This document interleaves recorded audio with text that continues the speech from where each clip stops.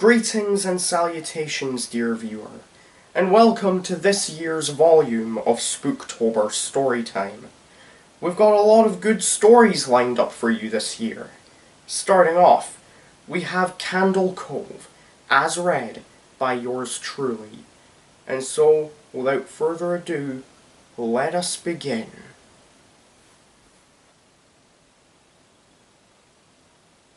Huh? I said, let us begin. Why is it not working? Hello? Is anyone hearing me?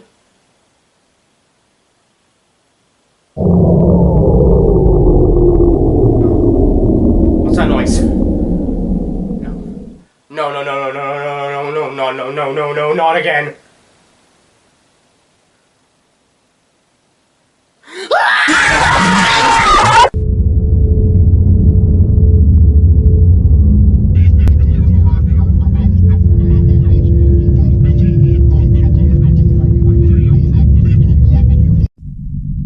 Gil grunted as he struggled to free the battered endoskeleton from beneath the edge of the warped wooden stage.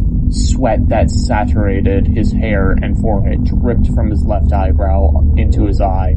The salty liquid stung. Gil swore, released his grip on the endoskeleton's ankle, and wiped his eye. "We're never going to get out of here," Gil grumbled. He straightened and turned to survey the dingy ruins of the old pizzeria. He and his co-workers were charged with renovating.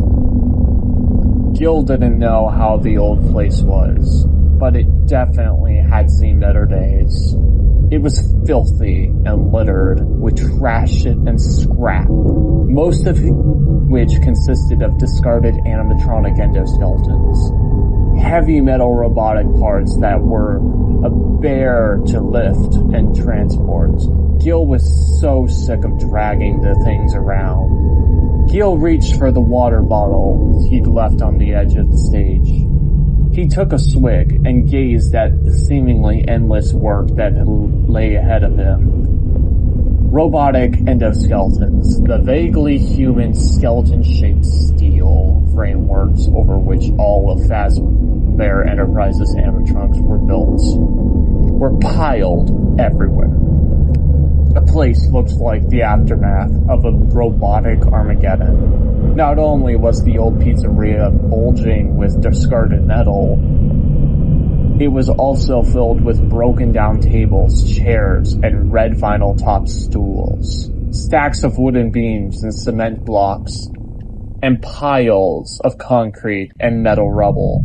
Weirdly, bright blue and green and red cups, along with purple striped tablecloths, were strewn among the larger debris. This part of the pizzeria was its main dining room. A large red-walled room dominated by a rectangular shape.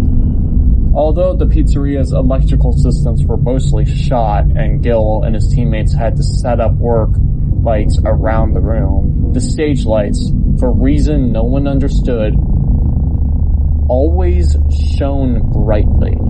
A row of the round, piercing lights lined the front of the stage and also encircled a smaller, symmetrical stage next to the large one. On either end of the big stage, more of the floodlights glared out from the rows of old speakers that sat silently, their black surfaces obscured by who knew how many years of grime. Just as Gil set his water bottle down and prepared to lean over the stuck endoskeleton, Danny, the eager beaver, 20-year-old who drove Gil nuts with constant cheerful chatter and "isn't this fun?" attitude, crawled out from underneath the stage. Danny brought a cloud of dust with him. Gil wrinkled his nose at the fetid smell and rafted it under the stage's cracked from skirting. Danny squirmed across the black and white checkered linoleum floor and scooted away from the stage. He held the end of the rope and was tied to another endoskeleton and dragged the broken down robotic frame behind him. It slid out easily, not caught on anything, like the one Gil was dealing with. "This is the last one from under the stage," Danny said. "It's so cool under there." "Cool?" Gil curled his lip. "Only if you like filth and cobwebs," he snorted, and waved a hand to indicate the whole room they were in. "There's nothing cool about this place." Danny sprang to his feet. He brushed off his perfectly creased khakis and his equally perfect pressed denim shirt. "Who ironed a denim shirt?" Gil wondered. Danny looked and acted like a mama's boy. His precisely combed blonde hair and too cute face went with his merry attitude. His stories about his beloved mother and his obsession with following rules. Even though Gil was a few years older than Danny, Gil thought Danny was a kid. Gil was Danny's opposite, since he never wore anything but jeans and t-shirts. Gil had never ironed a thing in his 24 years on the planet. He didn't even like his mom, and he avoided the rules like the plague. Gil also would never be described as cute. He liked to think of himself as rugged and bad. Gil was one of those guys a woman claimed to hate but secretly wanted. They couldn't resist his shaggy brown hair, unshaven face, and brooding dark eyes. "There was too much work here for the four of us," Gil said. He looked across the room towards the other two men on the renovation team. Owen and Carlo were working together to add yet another endoskeleton to the growing stack near the exit at the old pizzeria. All the other doors and windows in the place were obstructed by heavy lumber and cement. "No way we're getting everything done by the deadline they've given us," Gil continued. "The suits have no idea how hard it is to break down these things." Gil gestured toward the endoskeleton Danny was now dragging across the floor. "If you'd stop complaining so much, the work would get done a lot faster," Danny said. Gil gave Danny a dirty look, which Danny ignored. Danny kept talking. "These endoskeletons are fascinating," he said, "and we're getting good exercise. It's like being paid to work out." He flexed an immediately impressive bicep and grinned. "Plus, I think it's great how we're getting to renovate this place back to how it was in its heyday. I heard they've been thinking about not only sprucing it up, but preserving it.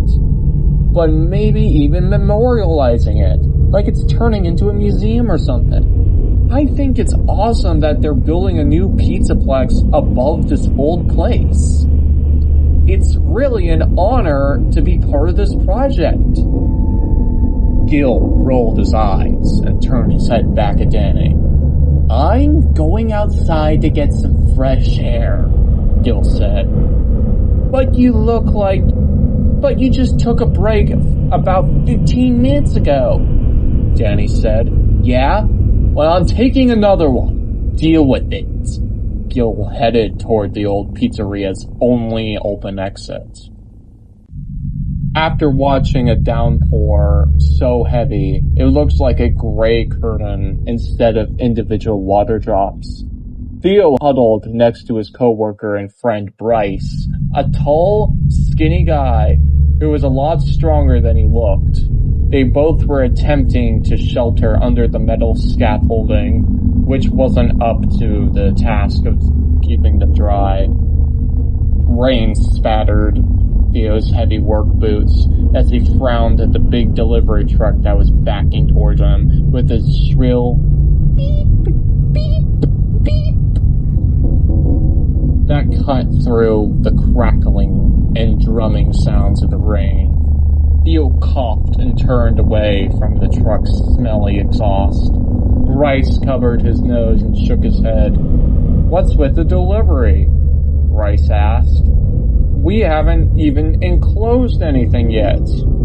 Theo shrugged. Me and Bryce had been part of the construction team working on Freddy Fazbear's Mega Pizzaplex for several weeks, long enough for Theo to learn that asking questions was never a good idea. Theo thought about a lot of what went on at the Pizzaplex was strange, like building a modern entertainment complex over the remains of an old pizzeria, for instance. But Theo didn't care. The pay was great, and the gig was a long one. Even after this time, the Pizzaplex was still in its fielding stage. It currently looked like a giant dome-shaped metal cage. Theo and his team and all the other workers on the project were just finishing up setting up the rebar and concrete that would make up the skeptical of the structure on the building. By the time Gil managed to drag the endoskeleton into the old pizzeria, he was panting and sweating heavily, but he didn't care. This thing was going to make Gil's life so much easier. Gil laid the robot against one side of the walls of the pizzeria's dining room. He straightened and wiped his face with the back of his hand. "What the heck are you doing?" Carlo stepped up beside Gil and scowled at the bare-bones robot. He too wiped his face. His dark skin glistened with sweat, and moisture beaded on his oak leaf tattoo on his forearm. "We're supposed to be getting them out, not bringing them in." Gil looked down at Carlo and clapped the short but sturdy guy on the back. "This is gonna do exactly that." Carlo frowned in confusion. Gil laughed. He looked at the stripped-down animatronic. "Stay there," he said to the robot. "I'll be right back." Gil ignored Carlo's baffled and exasperated look and strode down the room to what used to be the arcade part of the pizzeria. In the now narrow aisles between the dark and broken arcade games, Gil and his co-workers left their personal belongings during the day. The old pizzeria's employee area was too filled with rubbish to use, and the temporary trailers set up outside the Pizzaplex's construction zones were urn-marked and for construction crew, not the renovation crew. Of course, the Reno crew was treated like second-class citizens, but not for long. Gil was going to change that. Gil found his backpack next to Danny's shiny red lunch pail. Danny was such a little boy. He quickly reached into it and pulled out his laptop. Finally, Gil was going to show the suits they had been wrong to stick him on the screw, doing the grunt work. When Gil had applied for a job at the Pizzaplex, he thought he'd been chosen as part of the tech team. He didn't have any actual work experience as a programmer, but he tinkered with programs, the robotics, all that, all the time at home. He told the suits what an asset he'd be, but they didn't believe him. And he'd ended up down in this hole, dragging around old, dead robots. But not anymore. Gil hurried back to the prone endoskeleton. Carlo had moved off. He and Owen were now struggling to break down one of the endoskeletons stacked by the stage. Owen's bowling ball round face was flushed red with exertion. "Suckers," Gil muttered. He opened his laptop and set it on the floor.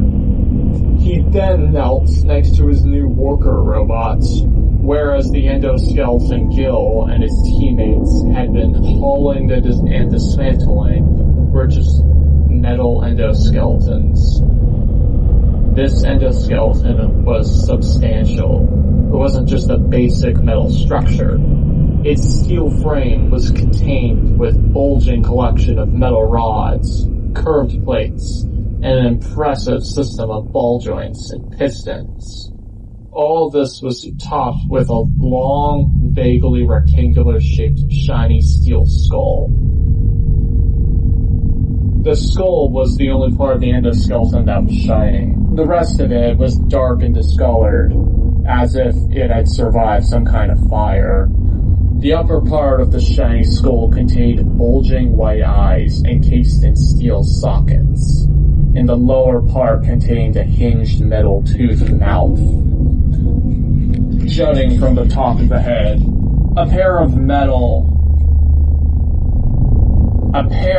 bent metal gears stuck out like antennas.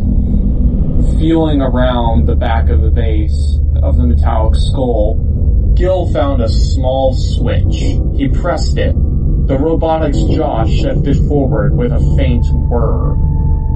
The jaw clicked into a full open position, revealing a mass of circuit chips and wires within the skull.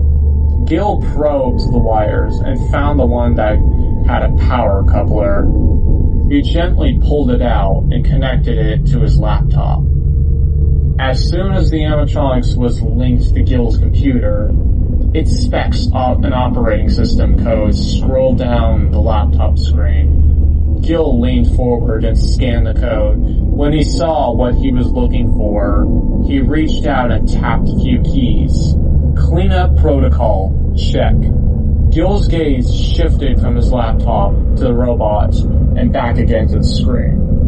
After a few seconds, the screen prompted protocol uploaded. Gil disconnected his laptop from the animatronic and started to reach for the animatronic's jaw, but he paused when a shadow fell over his keyboard. He looked up. Danny, looking as clean and fresh as he had at the start of the day, was staring at the endoskeleton. What are you doing? Danny asked. I didn't think any of these worked. This is a new one, Gil said. I've activated a cleanup protocol. Gil reached out and pushed the robot's jaw back into place. As soon as the whir and click ended, the white eyes glowed orange. The robot's joints hummed and hissed as it sat down. Danny yelped. Gil grinned when Danny took several stutter steps backwards. Out of the corner of his eye, Gil saw Carlo and Owen join Danny. They all goggled at the animatronic with a rumbling chirr. The robot turned its head and looked directly at Gil. The square metal-toothed mouth emitted a metallic rasp as it hinged open. Awaiting instructions, the robot said in a flat, deep voice. Cool, Danny said. Gil turned to a grin at the kid. He chuckled when he saw that Owen and Carlo were sliding away. Gil turned back to his new robots. He leaned and looked at the robot into its radiant eyes. I want you to break the limbs and heads off the endoskeletons in this place and pile them up over there. He pointed towards the pile of animatronic parts by the exit door. Easy peasy. Got it?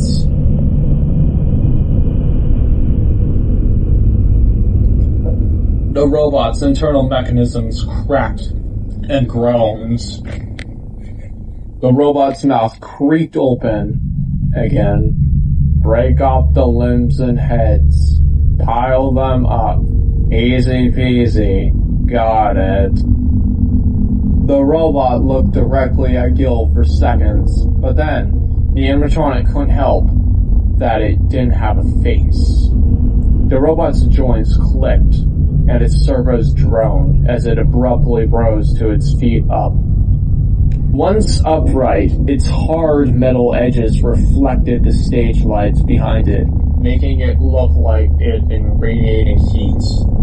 To disguise the unbidden flinch, Gil quickly stood to. "You can start by taking inventory," Gil said to the robots. The robot shifted its feet as if finding its balance. The animatronic's eyes pulsed with luminescence as it slowly, deliberately turned to scan the room. It rotated in a full circle, its gaze taking all the animatronic remains scattered throughout the space. When the robot finished its rotation, its attention zoned in on Gil and the other members. The robots took a big step forward. Its heavy steel foot grating across the bare floor. The robot's eerie eyes locked on Gil, then moved to Danny, and then on to Owen, and finally on to Carlo. Gil's shiver returned. He glanced over the others. Danny's eager expression had collapsed into nervousness. He exchanged a look at Carlo, whose forehead was bunched into a worried frown. Owen wore a pinched expression that could have been annoyance or fear, or both. Gil had to admit he found the robot's scrutiny a little unsettling. A barely discernible wheezing sound was coming from the animatronic systems. Gil wasn't sure what the sound meant. Was everything functioning properly? When the newly animated endoskeleton took a step, Gil nearly jumped out of his skin. He pretended that he tripped over something and stepped aside as the robot strode past him. Gil was embarrassed by his reaction, but he immediately let himself off the hook. The new endoskeleton, after all, was huge, much bigger than the 5 and 6-footers. Gil and his co-workers had been dragging around for so long. It was reasonable for Gil's fight or flight response to be triggered in the face of this kind of power. But there was no need for concern. The new robot was under Gil's control. Gil joined his team of members as the robot, its systems grinding, walked over to the nearest endoskeleton, picked it up as if it was made of flimsy fabric, and effortlessly, the new cleanup robot snapped the endoskeleton's shoulder joints. The endoskeleton's arms came free.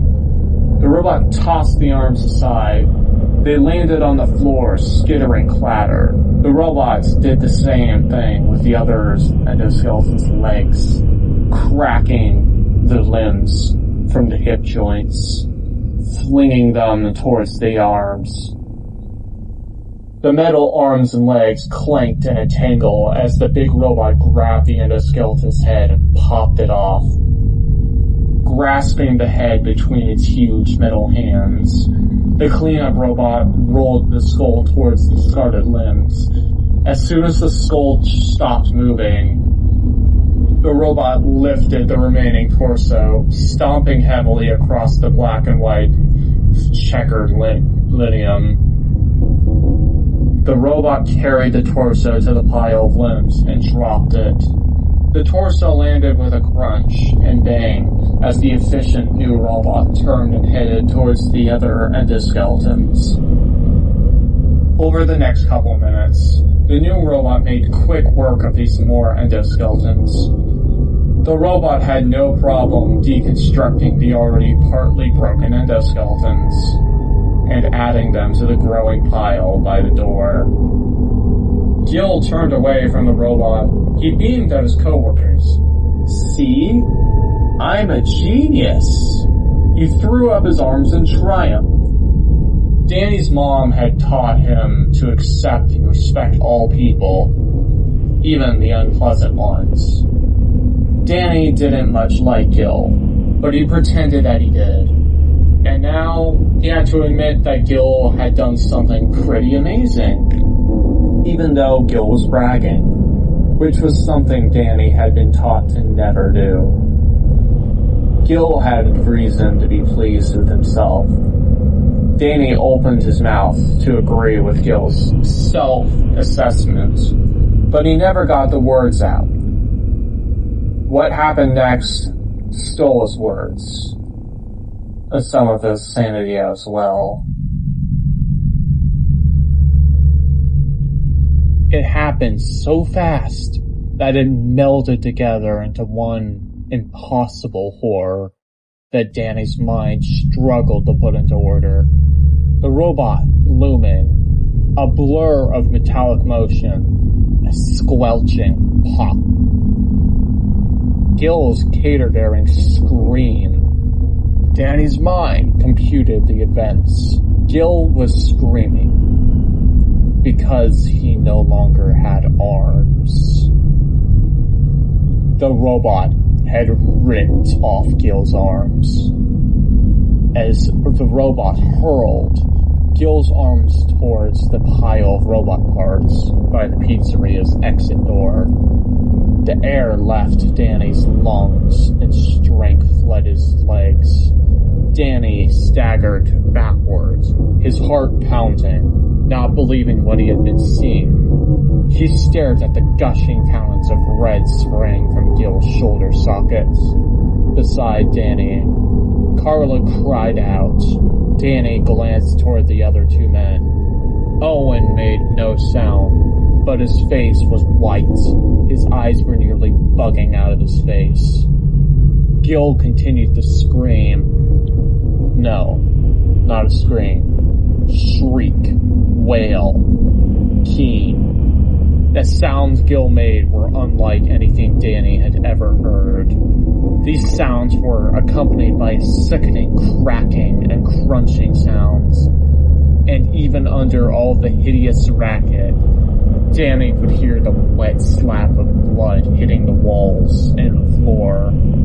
Another wrenching crunch turned Danny's thoughts into crazed, fearful babble, especially when the crunch cut off Gil's screams completely. The crunch, which was like twisting snap of a screw being torn free from its housing, silenced Gil in a fraction of a second. One instant, the old pizzeria had echoed with peals of Gil's pain. The next, high-pitched howls were gone. Now, all Danny could hear was his own and others' scatto breathing. He also heard the metallic clinks and whirs of the robot, which was now heading their way. Danny, Carlo, and Owen turned as one. They started to run towards the pizzeria's only exit. Before they took even a step through, several construction workers poured the open doorway, tearing into the old pizzeria. Danny and his teammates were caught between the advancing robot converging workers. "What's going on down here?" one of the men called out. "We heard screams and..." The man, a long-haired man, muscle-bound, bald guy Danny had seen around a few times, stopped talking when his gaze landed on the bloody carnage. That used to be Gil. His eyes bulged. "Run!" Carlo yelled. Danny was already running, careening through the confused, shocked men. Danny bounced off meaty arms and patchy bellies as if he was a pinball in one of the old arcade machines. The room was chaos of sounds and motion. Danny's senses couldn't even process it all. He had only got disjointed impressions as he ran. Danny's ears registered metallic clanks, squishy thuds, More cracks and snaps and pops and wet splashes, bellows and cries and shouts. His mind didn't even try to translate what he was just hearing. He didn't want to think about it.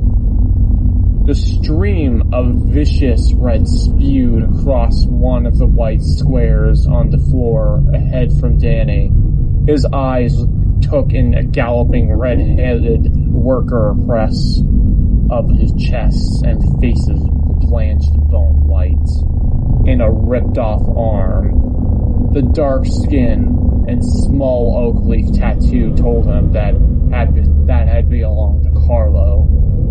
When a round head tumbled across the floor in front of Danny, and a grasping metal hand swiped his way, Danny darted to his left and dove between the legs of one of the panicked construction workers.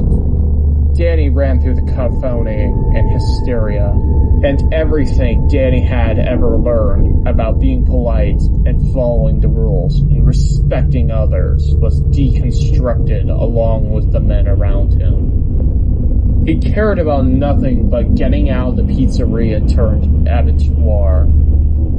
Danny dodged and dove and scrambled and flailed, and he finally reached the door.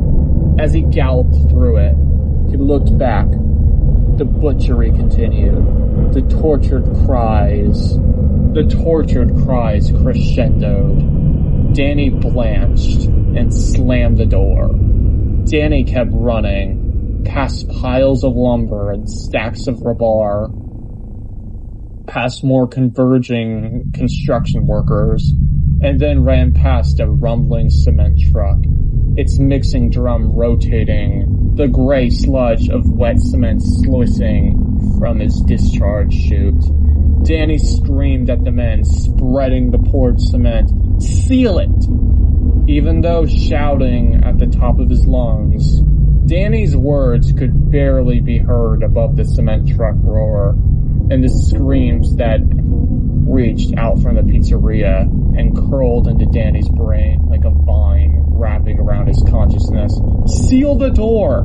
Danny screamed louder. He pointed back towards the entry of the pizzeria. The cement workers finally looked up. They turned and looked towards the pizzeria door. "Seal it!" Danny cried out again, and he kept running.